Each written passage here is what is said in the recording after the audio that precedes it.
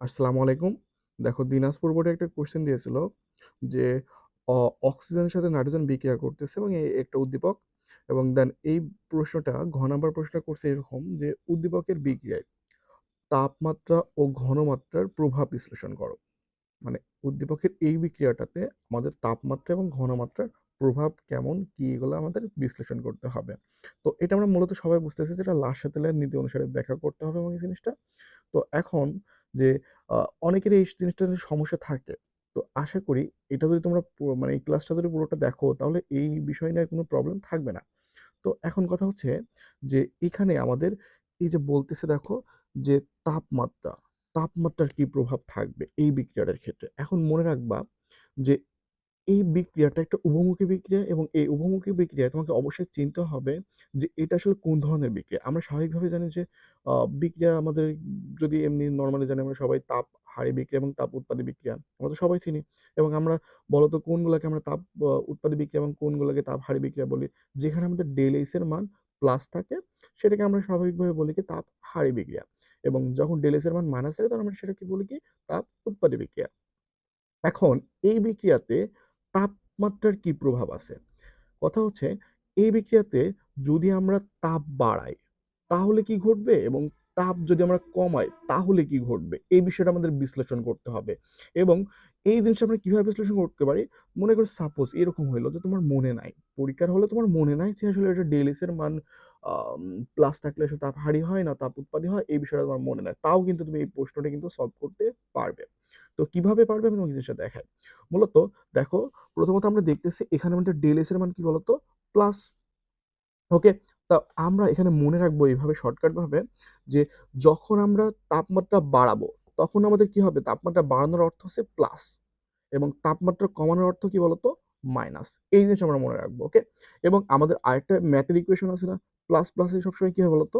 Plus প্লাসে সবসময় plus হয় এবং প্লাস মাইনাসে অবশ্যই কি হয়? আমাদের মাইনাস হয় এবং আমরা মনে রাখবো প্লাস দিয়ে বোঝাবে হলো সামনের দিকে এবং মাইনাস দিয়ে বোঝাবে আমাদের কি? পেছনের দিকে। ওকে?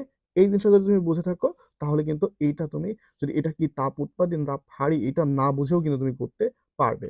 তো আমরা এই জিনিসটাকে একটু জাস্ট এখানে ইনক্লুড করি। দেন দেখো আ এই জিনিসটাকে যদি আমরা এখানে একটু জাস্ট তুলে রাখি। দেখো অক্সিজেন প্লাস নাইট্রোজেন। আমি এইটাকে সম্পূর্ণ করব না। মনে করো যে তুমি সম্পূর্ণ করতেও পারো না। দেন সেক্ষেত্রে আমি জাস্ট এইটারে এখানে আমি এভাবে রেখে দিলাম। দেন আ এইবার আমাদের মানটা কি ছিল বলতো? প্লাস। এখন এই বিক্রিয়াতে যদি আমরা তাপমাত্রা বাড়াই, আমি বললাম কি তাপমাত্রা বাড়ানোর অর্থ কি প্লাস করা। তো প্লাস যদি আমরা করি, প্লাস প্লাসে কি হবে? অবশ্যই প্লাস। তাহলে আমরা মনে রাখবো যে এই বিক্রিয়া যদি আমরা এই আমাদের উভমুখী বিক্রিয়ায় লাসাতের নীতি অনুসারে যদি আমরা কি করি যে আমরা এখানে যদি আমরা তাপমাত্রা বৃদ্ধি করি তাহলে আমাদের কি হবে বলতো? তাপমাত্রা বৃদ্ধির অর্থ হলো প্লাস এবং আমাদের বিক্রিয়া ছিল প্লাস। তাহলে প্লাস প্লাসে কি হবে? অবশ্যই প্লাস আর প্লাস মানে কি বললাম? সামনের দিকে চলে যাবে। তাহলে আমাদের বিক্রিয়াটা কোন দিকে অগ্রসর হবে বলতো? সম্মুখ অর্থাৎ সামনের দিকে আগাতে থাকবে। কিভাবে? সামনের দিকে আগাতে থাকবে এবং আমরা যদি এই বিক্রিয়াটাই যদি তাপমাত্রা যদি কমাই, মানে কি কমানোর অর্থ কি বললাম? মাইনাস করা। যদি মাইনাস করি আগে প্লাস ছিল, বিক্রিয়ায় প্লাস আছে, দেন প্লাস মাইনাসে কি হবে? অবশ্যই মাইনাস হবে। তাহলে বিক্রিয়াটা কোন দিকে যাবে? বিক্রিয়াটা পেছনের দিকে যাবে। ওকে?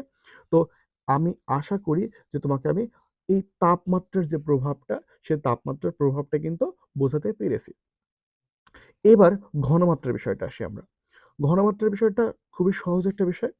এটা হচ্ছে কি মূলত আমরা মনে রাখবো যে আমরা যদি কোনো সময় উৎপাদের ঘনমাত্রা বৃদ্ধি করি, আমরা যদি কোনো সময় বিক্রিয়কের ঘনমাত্রা বৃদ্ধি করি, তাহলে আমাদের উৎপাদের ঘনমাত্রাও কিন্তু বেড়ে যাবে। একটা জিনিস খেয়াল করে দেখো, তুমি যে তুমি যত বেশি পরিমাণে তোমার অক্সিজেন আর নাইট্রোজেন দিবে, তত বেশি পরিমাণে আমাদের এই উৎপাদটা তৈরি হবে।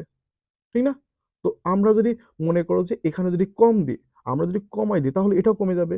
তো এইটাই হলো মূলত বিষয় এবং এই বিষয়টা তোমাকে ব্যাখ্যা করে দিতে হবে যে আমরা যদি কোনো সময় যদি আমরা যদি বিক্রিয়কের পরিমাণ যদি বৃদ্ধি করি তাহলে আমাদের উৎপাদও বৃদ্ধি পাবে। অর্থাৎ বিক্রিয়াটা সামনের দিকে যাবে এবং এই জিনিসটা তৈরি হবে। ওকে?